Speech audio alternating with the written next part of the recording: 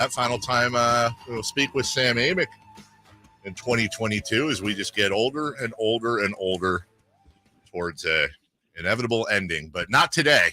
Sam Amick joins us. Good morning. I was waiting for like older and wiser. Sometimes is the one older and No, I saw Logan Webb last night. I shared this story earlier. I saw Logan Webb last night. Finally met him, and he said he gave me a huge compliment. Said I'm a huge fan. I went, oh my god, a huge fan of yours. That's awesome. He goes, I listened to you all growing up. It's like, oh, great, that's neat. I hear you. While I'm watching the game and noticing that some of the scoreboards in the distance are getting foggier and foggier as my eyesight jumps off a cliff. But hey, Sam, we're not here to talk about how old we are. We're here to talk about the NBA and the Sacramento Kings. How about that? Yes, sir. Yeah, that was a great lead. That wasn't a question. I want to take you to journalism school. Yeah, thanks. That was just an announcement. Hey, Sam, how about those Kings? How about, man, that's borderline not a question either. No, that's not really. Hey, talk about the Kings. I'm going to continue because I care about Kings fans. I'm going to continue to be that guy who I just hope that it keeps up for them. Last night was a good night. You know, anytime the purple and gold come to town and you can get that win, that's big. Let us look at the standings, and for their sake, I just wish it was, the standings looked the way they looked, and it was April already. You know what I mean? Yep. I look at the standings, like, man, that's 52 games left. There's a lot of basketball, but Charlotte lost bad. Lakers win good, and they're still doing their thing and playing pretty well. I noticed that Detroit's GM got an extension a couple days ago. Rob Pelinka got an extension earlier this year. Not disparaging either of those GMs, although Rob Pelinka's stealing money. What, if anything, he is, dude, he's stealing money.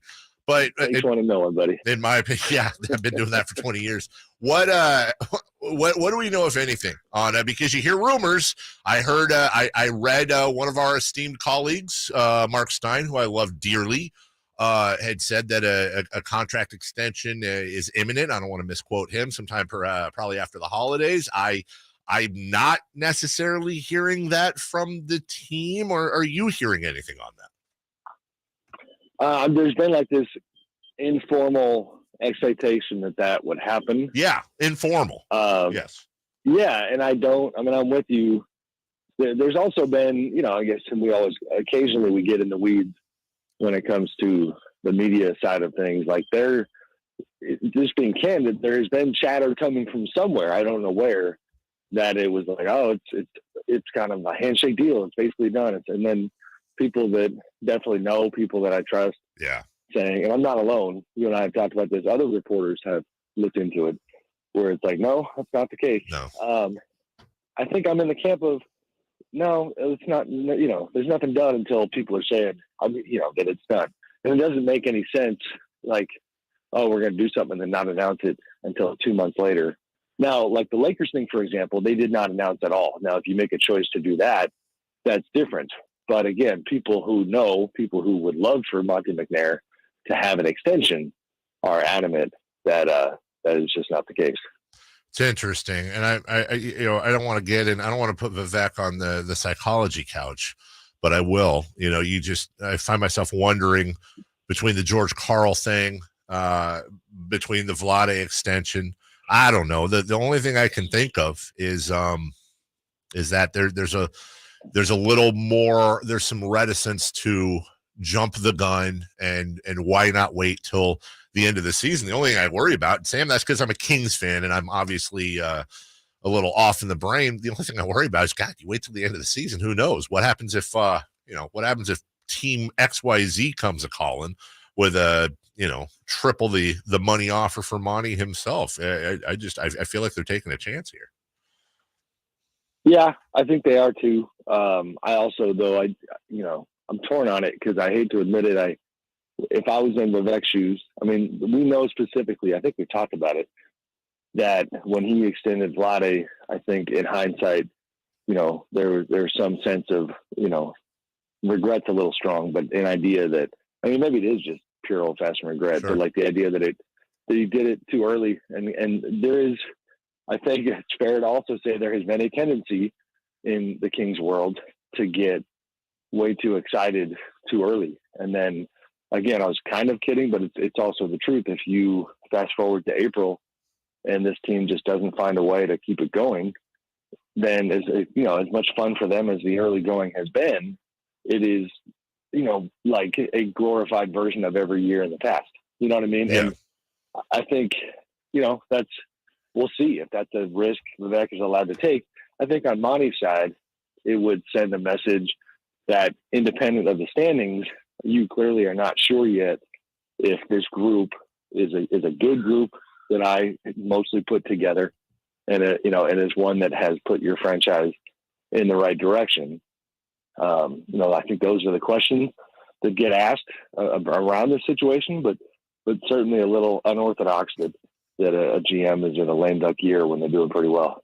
The Athletic Sam Amick with us. Sam, though you refuse to acknowledge that he could possibly get a top 10 MVP vote, I know that you still appreciate what Domantas Sabonis has done this year. First off, at this point, is it a foregone conclusion in your mind that he will be an all-star reserve? That's part one. Part two, do you think the road is far more difficult for De'Aaron?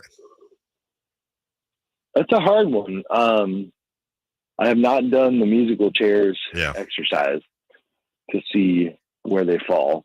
And I've said it before when we talk, like, I think in general, people forget how few spots there are.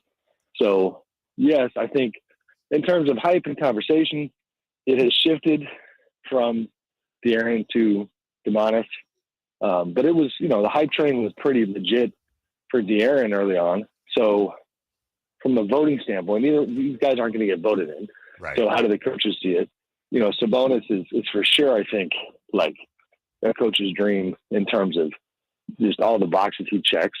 So we'll see. But the parity would make me nervous, as far as all around the West. The parity would make me nervous if I was a Kings official who wants to at least have one of them in. Yeah. You know what I mean? Yeah. Because the Damian Lillards of the world, there's just that usually we have a calculus where you can say, well, let's reward these top 6 teams roughly. Now that top 6 is muddled into a top 10, 11, 12. Sam Amick from The Athletic joining us, of course, from the Folsom Lake Honda hotline. Folsom Lake Honda, your one-stop Honda shop. Speaking of Sabonis, obviously there's been a lot made up about the Kings' need for a backup center, Sam. As the trade deadline slowly approaches, how is that market starting to shape out? I mean, we're getting there. It's funny this week in particular at our place, Sean Sharani and our Chicago Bulls beat writer, Darnell Mayberry, had a piece looking at everything with the Bulls and Zach LaVine and DeMar DeRozan not clicking. And I bring that story up because that is the type of situation where, the dominoes eventually start to fall. You're seeing like that is a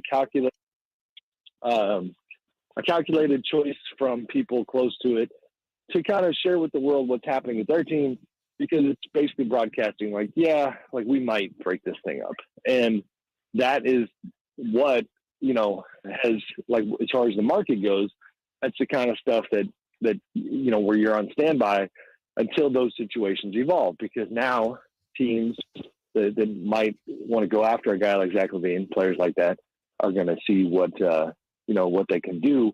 And then when they swing and miss on the big names like that, then they start working around the edges. So it evolves. We're still pretty early.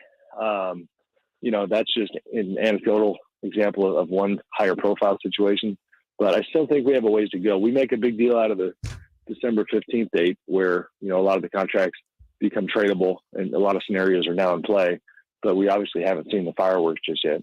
Well, fireworks, you want to see those, all you got to do is subscribe to The Athletic, read Sam Amick, and so many other talented folks. Christmas deals abound, a great stocking stuffer for you and yours. Pleasanton's own Sam Amick. Sam, Emily, the children, everybody, love from Melissa and myself. Have a wonderful holiday if I don't talk to you before, and we'll see you soon, pal.